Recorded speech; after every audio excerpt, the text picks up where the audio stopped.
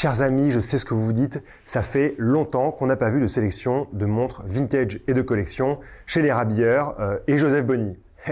Il fallait bien quand même un peu profiter de cette fin d'année pour se reposer, pour prendre du poids et manger des choses grasses, salées, bref, tout ce que j'aime. Mais maintenant je suis prêt et surtout prêt à vous présenter la première sélection de montres vintage disponible à la vente chez Joseph Bonny, en direct toujours de la boutique 32 rue de Turenne. C'est un immense plaisir, c'est tout de suite, c'est maintenant, c'est du plaisir, c'est parti.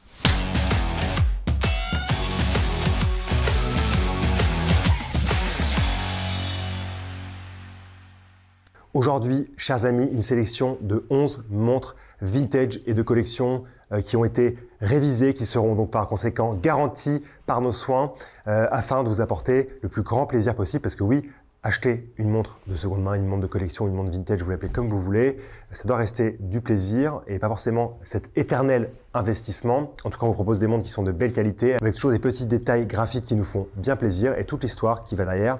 Et on va commencer, ça vous en doutez comme d'habitude, avec une Omega, et franchement, ça faisait longtemps que j'avais pas été aussi séduit par une Omega. Une Omega Seamaster automatique dans un état vraiment exceptionnel. J'entends par là que si on regarde le boîtier, on va vraiment retrouver toutes les finitions d'origine, le brossé circulaire sur la lunette, les beaux chanfreins bien épais, ce qui démontre que la montre n'a pas été polie, voire pas polie du tout, avec ce fond de boîte signé Seamaster avec ses beaux volumes de typographie, les beaux volumes de l'hippocampe, et surtout un cadran, et c'est pour ça que c'est ma montre préférée, assez rare, qui se compose en fait d'une minuterie de couleur crème, alors que le reste du cadran est de couleur argentée. Donc on a une sorte de cadran à mini secteur, si vous voulez.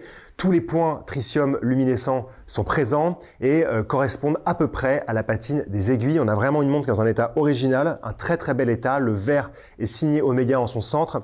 Franchement, c'est un petit bijou. C'est vraiment une de mes pièces préférées de cette sélection parce que d'une part, elle a de la présence au poignet, elle a de la présence visuelle, elle a un état qui est magnifique. À l'intérieur, on trouve le très bon calibre extra fin 10-10 et un numéro de série en 41 millions nous indiquant que la montre a été fabriquée en 1978 environ. Ça, c'est la beauté d'Omega de pouvoir toujours tracer, grâce au numéro de série du mouvement, l'année de fabrication de la montre.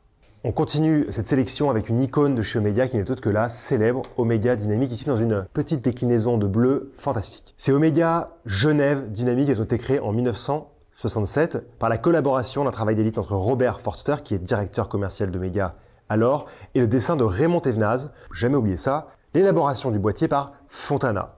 Née alors la fameuse montre de forme ellipse qui avait été créée pour épouser le poignet de la meilleure façon qui soit avec succès. Parce que vraiment, quand la Omega Dynamic apparaît, les publicités d'Omega sont vraiment vers l'ergonomie de la montre et savoir qu'elle tient vraiment de la meilleure façon qui soit sur le poignet et apporte le plus de confort à son utilisateur. J'apprécie réellement cette déclinaison d'Omega Dynamic. Déjà, on est sur un grand format.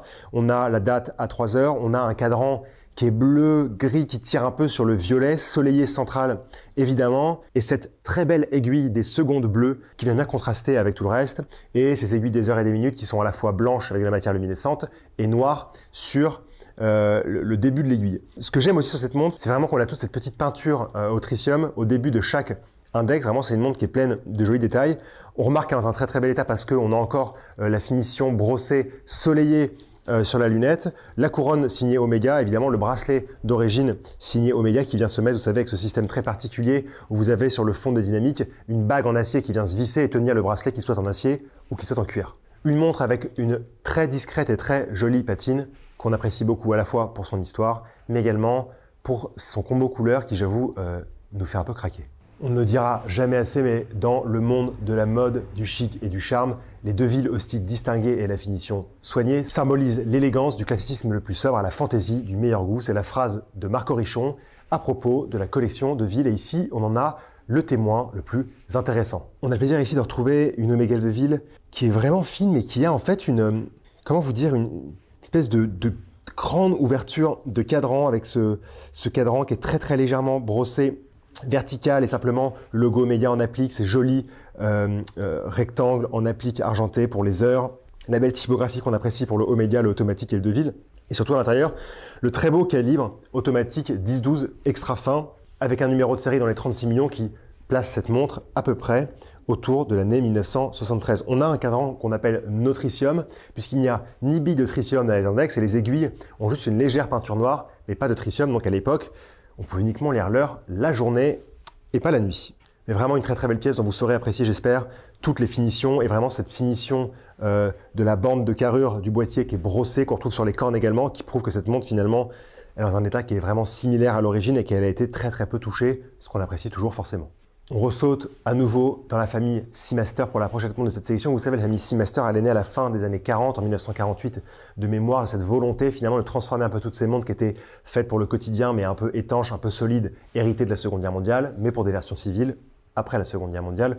Ici, une pièce avec vraiment une gueule particulière, un plaquage en or très épais, avec ce cadran qu'on a pu nommer par le passé un peu Bambi, dans le sens où il rappelle un peu les taches du petit fan du film qui nous a fait rêver quand nous étions enfants, enfin pas moi particulièrement parce que je ne l'ai pas vu, merci à mes parents de ne pas m'avoir montré le Disney, j'étais très triste et j'ai passé des très mauvaises nuits à cause de ça. Mais c'est pas grave, on va régler nos petits soucis après.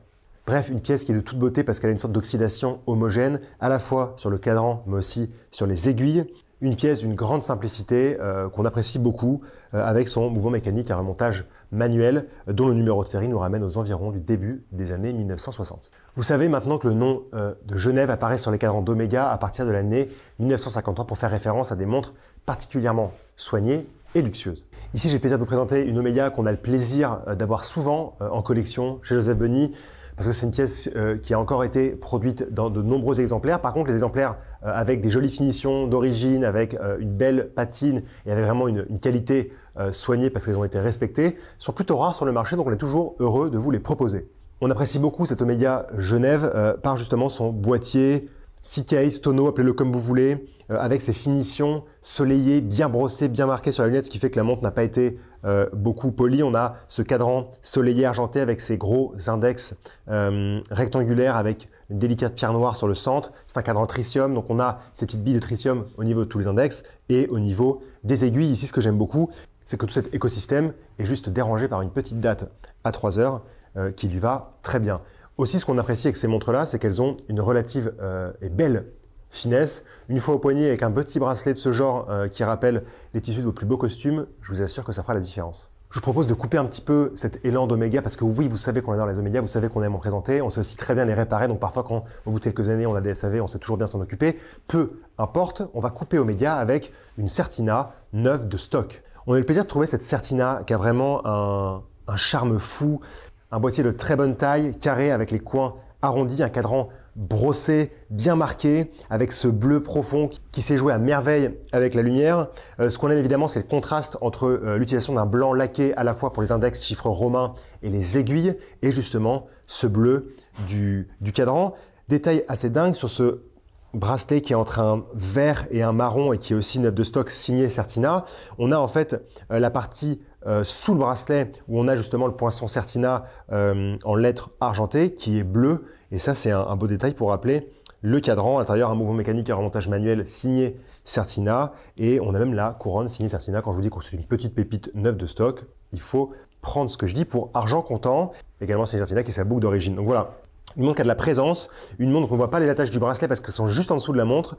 Très élégante, très jolie et surtout, on ne se lasse pas des reflets magnifiques de ce cadran bleu. On ne nous en présente pas souvent, mais on les apprécie beaucoup. J'ai envie de vous parler de la collection Constellation chez Omega. Vous savez que le mot Constellation apparaît sur les cadrans des montres Omega à partir de 1952, ce qui va constituer le haut de gamme chez la marque. Un nom qui vient d'une révélation soi-disant divine d'un des membres de l'équipe de vente Omega du début des années 50 qui s'appelait Bruno Passoni. Et alors qu'on a l'habitude de vous présenter des constellations avec des calibres extra fins, ici on va trouver une très jolie constellation avec un boîtier davantage sportif, davantage 70s, avec vraiment beaucoup d'inscriptions sur le cadran et notamment le logo en applique Omega à midi qui est en réponse au logo Omega en toutes lettres à 6 heures. Même si la montre est un peu plus épaisse que les constellations qu'on a l'habitude de vous montrer, elle possède quand même un calibre extra fin 10-11 avec un numéro de série qui positionne la montre aux alentours de l'année 1972. Cette montre, on l'aime beaucoup parce qu'elle est vraiment dans son état original. On a encore tous les points tritium au niveau des index en applique argentés qui vont évidemment de concert, vous l'aurez compris, avec cette petite pointe de tritium qui est exactement présente sur les aiguilles des heures et des minutes. Une montre qu'on apprécie également beaucoup parce qu'elle vient avec son bracelet d'origine en acier Omega 1172 et vraiment avec son logo Omega gravé bien profond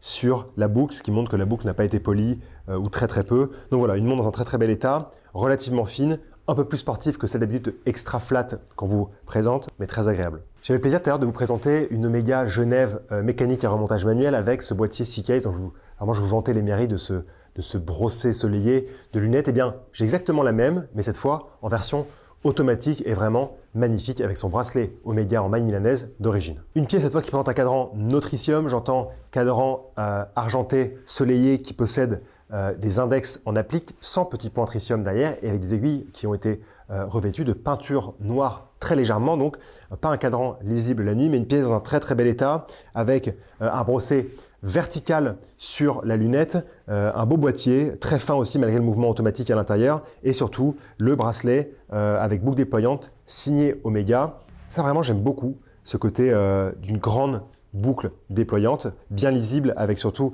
le beau logo Omega en relief qui a été gravé et ce joli bracelet qu'on connaît déjà chez Omega en maille milanaise qui lui va vraiment très bien et je vous rappelle sur ces montres là le bracelet bien évidemment réglable selon la taille du poignet. Vraiment, ces modèles Genève qui sont automatiques ou à remontage manuel, on les aime beaucoup par leur grande simplicité. J'ai le plaisir de finir cette sélection avec 3 montres Longines de toute beauté. Commençons avec la plus particulière d'entre elles, qui n'est autre qu'une Longines avec un format qui se rapproche un petit peu d'une ellipse, comme si une ellipse avait fait des bisous à un rectangle, ce qui donne en fait un format assez particulier, très agréable, d'une montre mécanique à remontage manuel qui a un très joli détail qui n'est autre qu'un diamant taille brillant sur un index en applique argenté à midi. Cette montre-là, on l'aime également beaucoup parce que sur fond d'un cadran noir mat, on a 2 aiguilles avec une double finition polie et brossée qui viennent comme ça parcourir ce cadran de la plus belle des manières. C'est très agréable. De surcroît, quand la montre est en très bel état, la couronne est signée et elle vient avec son bracelet d'origine puisque c'est un bracelet intégré en acier, avec la boucle signée Longines des 2 côtés avec le logo au sablier ailé qui est évidemment réglable pour tous les types de poignets. Et puisque Longines a aussi fait du très classique qu'on apprécie beaucoup, j'ai le plaisir de vous présenter une Longines mécanique à remontage manuel avec un cadran très sympathique. Une Longines que j'aime beaucoup pour sa présence au poignet, ses anses droites et bien anguleuses. Ce cadran avec la belle signature Longines peinte noire avec le logo sablier ailé. Un cadran qui était argenté à l'origine, soleillé, qui a légèrement patiné vers quelque chose de cuivré, doré. C'est vraiment très sympathique et des gros index rectangulaires courts et longs avec cette petite détail noir au centre de l'index et évidemment la peinture noire sur les aiguilles également pour faire écho à ces index. Ici aussi, la couronne est signée Longines, c'est toujours un signe de qualité, toujours agréable d'avoir sur la montre la couronne signée. Chers amis, pour finir, j'ai le plaisir de vous présenter une très très belle Longines automatique Admiral avec 2 lettres qui font toute la différence en dessus du Admiral à 6 heures. J'ai nommé H et F pour vous en douter, haute fréquence. En effet, à l'intérieur, on trouve le calibre 430, calibre qu'on pouvait trouver sur certaines Longines Ultrachron. Et quand on met la montre à l'oreille, elle bat la chamade avec 36 000 alternances par heure, ce qui fait aussi que le travail de l'aiguille, quand on la voit, est assez fluide.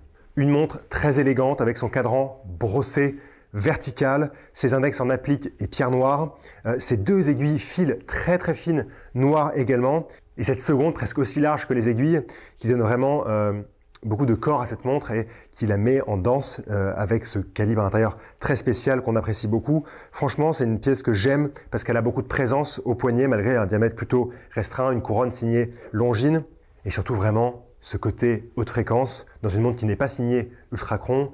Franchement, on apprécie beaucoup et je pense que ça clôt de la plus belle des manières cette première sélection de l'année 2025. Chers amis, c'est tout pour moi aujourd'hui. N'hésitez pas à poser toutes les questions que vous souhaitez en commentaire ou à me dire s'il faut faire des choses en plus, en moins. On est toujours là à votre écoute. N'oubliez pas de vous abonner pour suivre les prochaines sélections. On se retrouve le mois prochain pour la sélection du mois prochain, comme son nom l'indique. On vous aime. Merci.